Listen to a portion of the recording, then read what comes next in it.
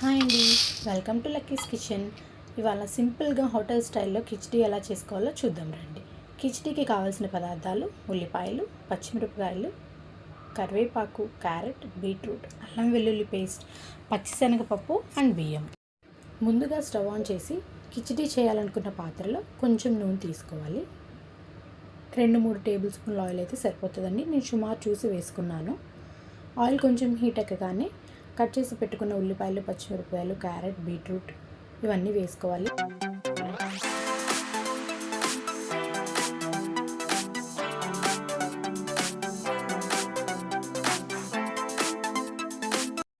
అన్నిటినీ ఆయిల్లో మంచిగా మగ్గించుకోవాలండి.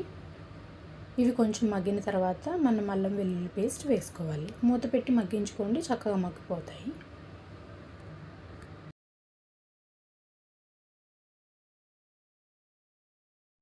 అల్లం వెల్లుల్లి పేస్ట్ వేసిన తర్వాత అడుగు పట్టుకోవడానికి ఛాన్స్ ఉంటుంది, కాబట్టి కలిపి పెడుతూ ఉండండి. అలాగే అల్లం వెల్లుల్లి పేస్ట్ వేసుకున్న తర్వాత రుచికి సరిపడా ఉప్పు, చిటికెడు పసుపు తీసుకోండి. పచ్చివాసన అంతా పోయి మంచిగా మగ్గే వరకు మూత పెట్టి మగ్గించుకోండి. అడుగు పట్టుకోకుండా చూసుకోండి, లేకపోతే మాడిపోయిన వాసన వస్తుంది.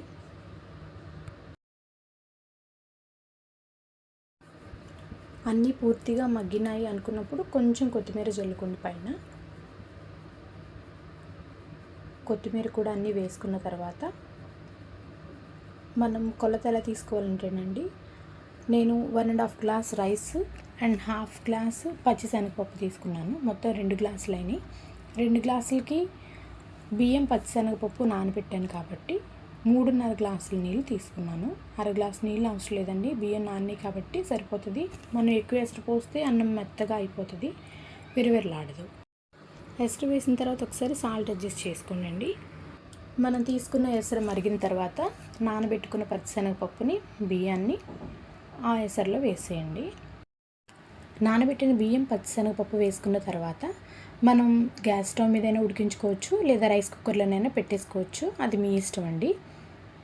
ఎసరైతే కంపల్సరీగా ఇలాగే తీసుకోండి, చక్కగా విరవిరలాడుతూ ఉంటుంది. అన్నం విరిగిపోదు, అలాగే మెత్తగా ఉండదు.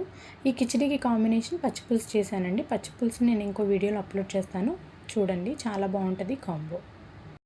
అలాగే మీరు కిచిడిలోకి ఎలాంటి కాంబినేషన్ తింటారో కామెంట్ చేయండి. నా వీడియో నచ్చితే లైక్ చేయండి. ఇలాంటి మరిన్ని వీడియోస్ కోసం నా ఛానల్ని సబ్స్క్రైబ్ చేయండి. Thank you.